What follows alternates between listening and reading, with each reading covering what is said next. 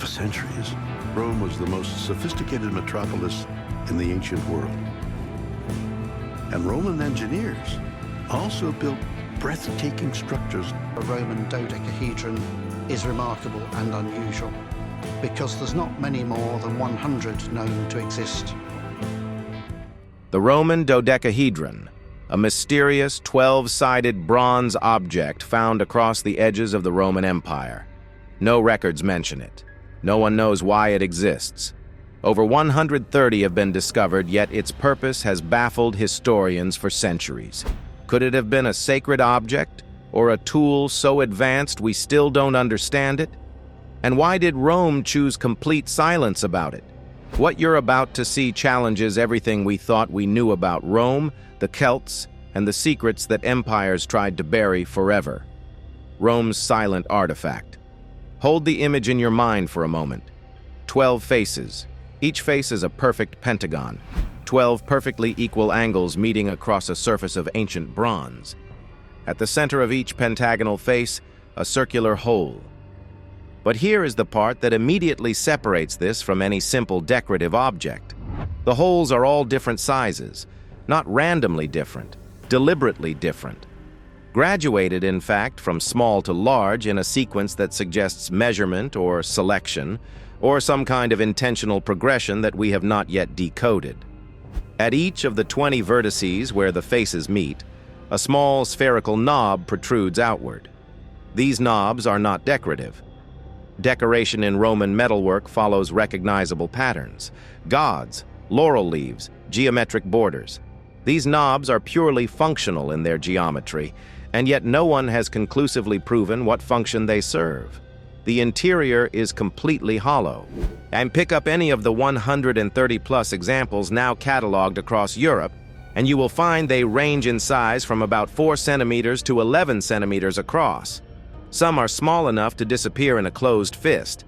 Others are large enough to suggest they were meant to be seen, displayed, held up against something. The largest ones have holes wide enough to insert several fingers simultaneously. Now here is the geographical detail that changes everything about how you approach this mystery. Every single confirmed Roman dodecahedron has been found in the northwestern provinces of the empire: Britain, Gaul, the Rhine corridor, Germania, the Danube frontier regions.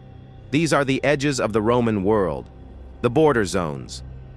The places where Roman civilization pressed up against Celtic and Germanic cultures that Rome had conquered militarily, but never fully absorbed spiritually or culturally. Not one has ever been found in Rome itself. Not in Italy, not in Greece, not in Egypt, North Africa, Syria, or any of the wealthy eastern provinces where Roman culture was most densely concentrated and most thoroughly documented. Think about what that distribution pattern means. The most mysterious, unattributed object in Roman archaeology exists exclusively on the frontier, exactly where Roman administrative control was thinnest. We have absolutely no Roman source describing what this artifact was for. There's absolutely no illustration of it in any artwork from the time period. Exactly where pre-Roman indigenous traditions had the deepest roots. Exactly where the boundary between what Rome acknowledged and what Rome tolerated in silence was most permeable. And the silence in the record is not just surprising, but it is almost aggressive in its completeness. Roman writers cataloged everything they encountered in the provinces. Pliny the Elder wrote 37 volumes of natural history that included descriptions of Celtic rituals, Druidic practices, unusual geological formations, and local superstitions. Julius Caesar wrote detailed ethnographic notes about Gaulish religious customs. Julius Caesar's rise to the powerful position of consul had been dramatic. Years of military triumphs had made him the wealthiest man in Rome. And after defeating his rival Pompey the Great in a bitter civil war, his power... Roman military surveyors mapped everything from river depths to mountain passes. The dodecahedron does not appear, not once, in any surviving text, in any surviving artwork, in any surviving fresco, mosaic, sculpture, or relief from any location across the entire Roman world. 130 physical objects, 2,000 years of Roman literary output, 0 intersections. That kind of silence has weight. That kind of silence means something. 3 centuries, 0 answers. For almost 300 years, researchers have been trying to explain the dodecahedron away, and it is worth spending a moment with the major theories, not to mock them, but because understanding why they fail actually brings you closer to the truth of what this object might really be. The most casual and widely repeated theory is that the dodecahedron was some kind of candle holder. You place a candle inside the hollow bronze body, and the light flickers through the pentagonal holes. It is a reasonable image. It sounds almost romantic. The problem is that bronze conducts heat with spectacular efficiency. A candle burning inside a hollow bronze object would make that object untouchably hot within minutes. No practical candle holder in any culture was ever made from solid bronze without some form of insulation or stand. Beyond that, not one dodecahedron has ever shown the carbon residue, wax deposits, or heat discoloration patterns consistent with regular candle use. The theory collapses on physical chemistry alone. Then there is the knitting gauge theory, which became oddly popular in craft communities and even inspired some YouTube replication experiments. The idea is that the graduated holes served as gauges for different thicknesses of yarn or wool, allowing Roman knitters to standardize their needle sizes. People have actually knitted using dodecahedron replicas, and it works after a fashion. The problem is that this theory requires you to believe that an extremely expensive, laboriously cast, a geometrically precise bronze object was being used as a textile measuring tool, in a civilization where knitting gauges, if they existed at all, would have been made from wood, bone, or cheap clay. The cost of production alone makes this implausible. You do not cast precision bronze to measure wool thickness. The theory does not survive the economics. The military rangefinder theory is perhaps the most technically elaborate. It proposes that Roman artillery officers used the dodecahedron to calculate the range to a target by holding it up to one eye and aligning distant objects through specific pairs of holes at specific distances. Some researchers have even produced mathematical models suggesting this could work with a specific formula. The problem is that Roman military surveying was extraordinarily sophisticated, and we have extensive documentation of the instruments they actually used. None of those instruments resembles a dodecahedron, and none of the 130 dodecahedrons have been found in confirmed military contexts. They appear near settlements, near waterways, near burial sites, not on battlefields, not in armories, not among surveying equipment. Each theory fails in the same fundamental way. It tries to reduce this object to a practical tool, and the evidence simply does not support that reduction. The cost of production is too high for any purely utilitarian purpose. The distribution pattern is too geographically specific for any empire-wide standard tool. And the complete absence from Roman records is impossible to explain if this was simply a knitting gauge or a candle stand. When all the practical theories fail, you are left with a more uncomfortable possibility. What if the reason Rome never wrote about this was not because it was too mundane to mention? What if it was because it was too significant to put in writing? The Norton Disney discovery. It was a Tuesday in June 2023 when volunteer archaeologist Richard Parker pressed his trowel into a patch of earth in a Lincolnshire field and felt something resist. Not the familiar dull thud of stone, not the soft give of old pottery. Something hollow. Something that rang faintly against the metal of his tool like a bell that had been waiting a very long time to be struck. Parker was part of the Norton Disney History and Archaeology Group, a volunteer-led organization that had been systematically working this land near the small village of Norton Disney for several seasons. These were not treasure hunters. These were methodical, trained community archaeologists working in close collaboration with professional oversight, following proper excavation protocols, recording everything. Grid squares marked with string, soil removed in careful layers, every find logged by depth, orientation, and context before anything was lifted from the ground. What emerged from that Lincolnshire soil that June afternoon was a Roman dodecahedron in a state of preservation that made the entire team go quiet. The bronze surface was intact.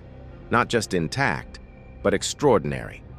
In certain areas, the metal had retained a finish that excavators in their official report described as almost mirror-like, a surface quality that bronze simply should not possess after 1,700 years in acidic English soil, and the knobs at each vertex were perfectly preserved. The pentagonal faces were uncorroded. The graduated holes were clean and unobstructed. It was as though whoever had placed this object in the ground had done everything possible to ensure it would survive the centuries, and that word, placed, is the one that matters here. This was not a casual loss. The dodecahedron was not found in a rubbish deposit or a collapsed building or a disturbed layer where objects accumulate randomly over time. It was found in what archaeologists call a sealed, undisturbed context. The soil layer surrounding it had never been broken since the day it was deposited. That means no plowing, no later digging, no medieval activity, no anything. The object was exactly where someone deliberately put it in the 3rd century, and it had not moved a single centimeter since. With it were coins. Roman coins dating to the mid to late 3rd century, a period historians know as the crisis of the Third Empire, 50 years of near-continuous civil war, plague, economic collapse, and military pressure on the frontiers. Roman Britain during this period was operating with considerable autonomy from central authority. The official apparatus of Rome, its administrative machinery, its religious oversight, its legal enforcement, was stretched thinner than it had ever been. In that gap, older things had room to breathe. The coins were not scattered. They were associated, meaning placed in deliberate relationship to the dodecahedron rather than simply present in the same general area. This was a deposit, a considered, intentional act of burial by someone who knew what they were doing and why they were doing it.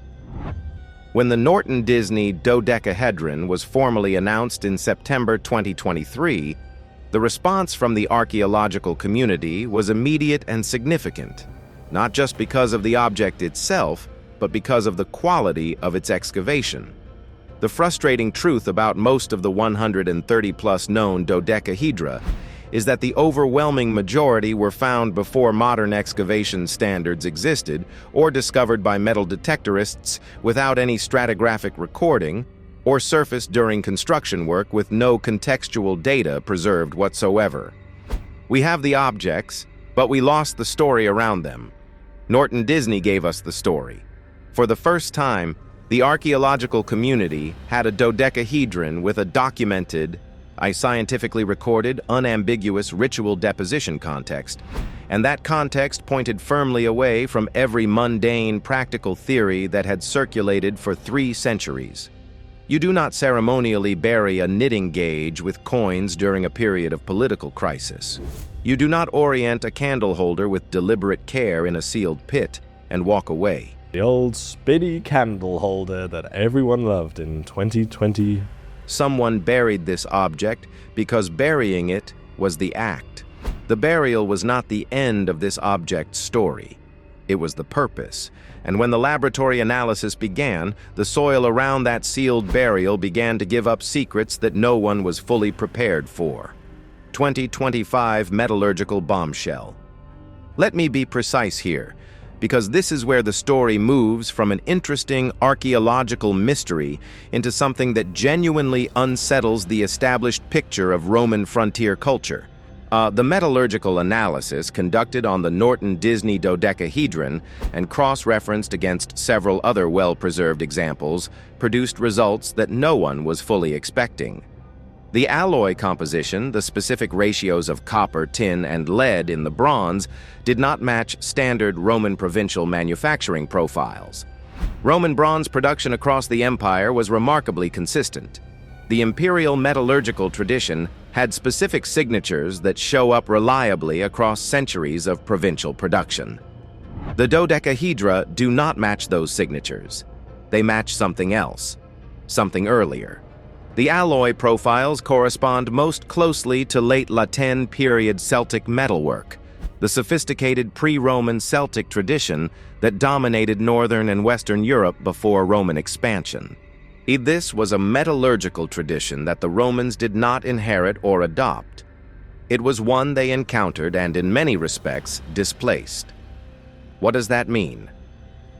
It suggests one of two things, and neither of them is comfortable for the conventional interpretation of Roman archaeology.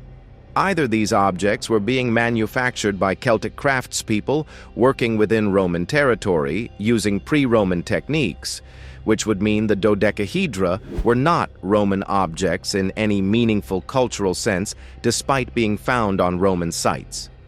Or the manufacturing tradition that produced them was so old and so deliberately preserved that it survived Roman conquest intact, passed down through generations of Celtic metalworkers who maintained the knowledge of these specific alloy ratios across centuries of Roman occupation. And both possibilities point in the same direction. This was not a Roman invention. This was something Rome inherited from the people it conquered, and then kept quiet about. But the alloy analysis was only the beginning. Within the hollow interior of the Norton Disney example, microscopic residue analysis identified a combination of substances that had no business being inside a knitting gauge or a candle holder. There were trace compounds consistent with resinous plant materials, the kind used in preservation and in ritual contexts across multiple ancient cultures. There were lipid residues suggesting animal fat, possibly tallow, possibly something more specific that further analysis may yet identify. And there was something else, something that stopped the laboratory team.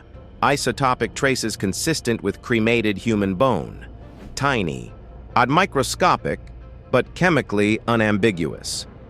Inside the hollow core of a bronze object that someone carried, used, and then deliberately buried, an ancient Roman artifact.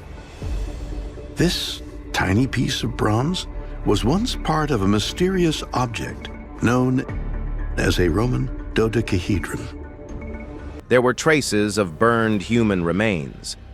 Now, this is where responsible archaeology requires careful language.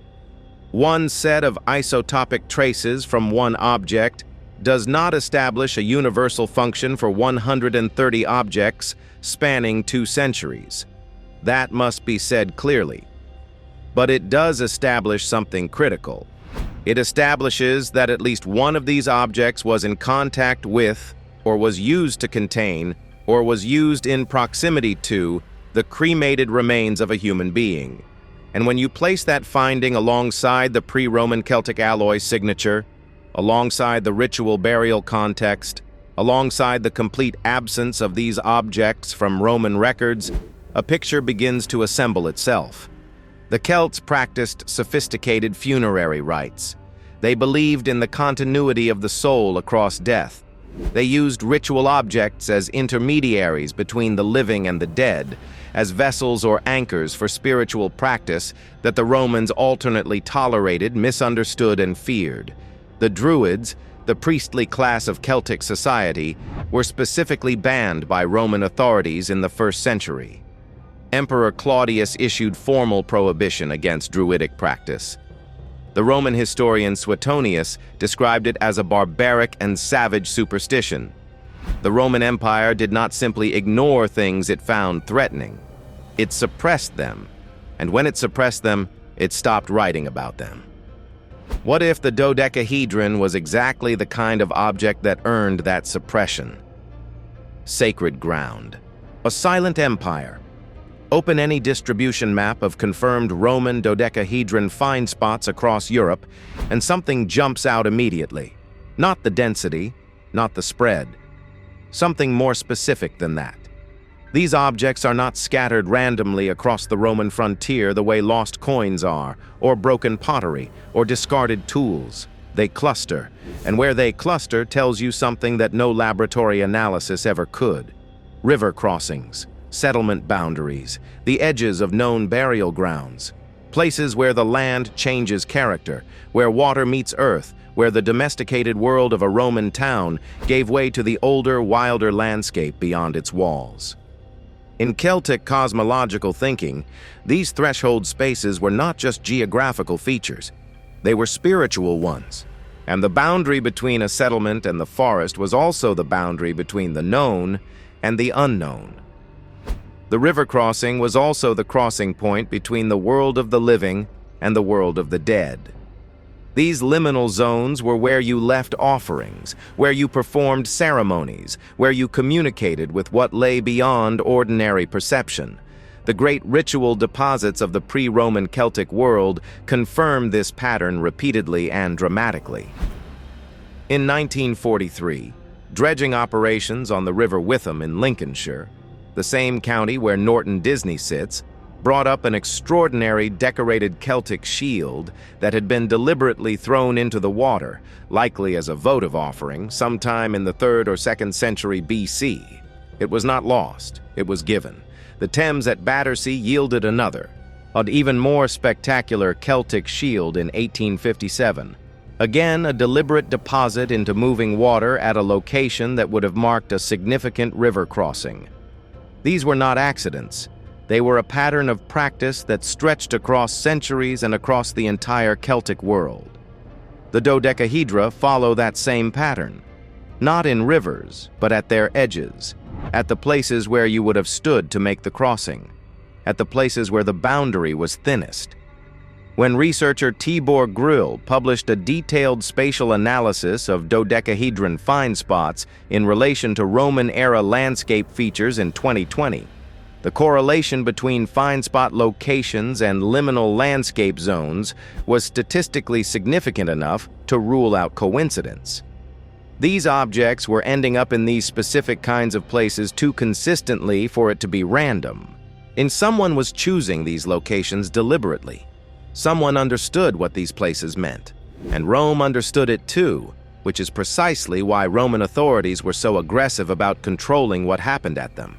The Roman suppression of Druidic practice under Emperor Claudius in 54 AD was not simply religious intolerance, it was political strategy. The Druids were the memory keepers of Celtic society. They maintained the oral traditions, the ritual calendars, the sacred geography of the landscape, the knowledge of which places held power and how to use them.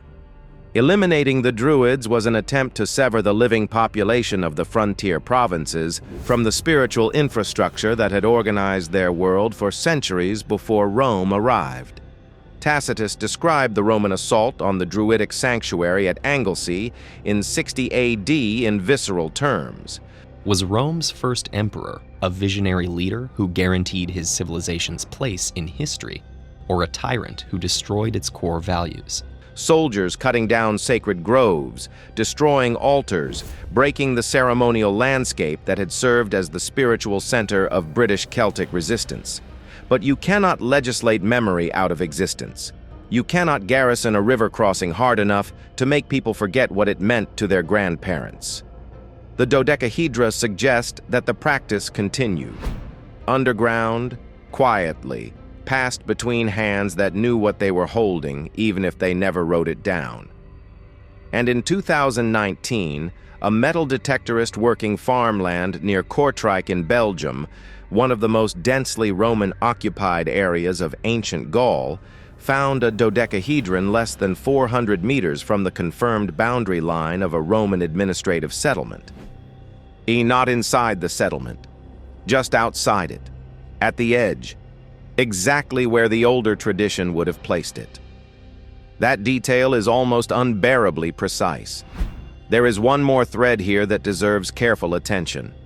A 12th century manuscript held in the Bibliothèque nationale de France, in a section cataloging objects and practices encountered by early medieval clergy in formerly Roman territories, contains a brief description of what the text calls a globus duodecim facierum, a sphere of 12 faces, used by certain rural practitioners to observe the movement of light at the turning points of the year. The manuscript does not explain the object further. It simply notes its existence and flags it as a survival of older, unauthorized practice. Researchers have tested this with replicas. At the latitudes of the Rhine corridor and the British Midlands, during the equinoxes, the shadows projected through the graduated holes onto a flat surface beneath the object shift in ways that track solar position with a precision that feels intentional. Not scientific instrumentation, something older than that. Something that understood the sky not as a system to be measured, but as a presence to be read. Rome built walls to hold back the frontier. It issued edicts to silence the priests. It wrote histories that celebrated its own dominance and erased what it could not absorb. But it could not erase the river crossings. It could not move the settlement boundaries. It could not change the places where the land had always meant something more than land. And in those places, quietly, for centuries, someone kept using these objects. It kept making them, kept burying them, kept the pattern alive long enough for us to find it 2,000 years later and recognize with something close to awe that it was never really lost. We began with a question, but what we uncovered is something far more unsettling. An object carefully crafted, widely distributed across the lands of the Roman Empire, buried with intention, carrying traces of the dead within its hollow core, and yet never acknowledged in a single Roman record. Empires are layered over older worlds, and sometimes what they cannot erase, they simply refuse to name. So here is the question that lingers. If Rome chose silence on this, what else did it decide history was never meant to remember?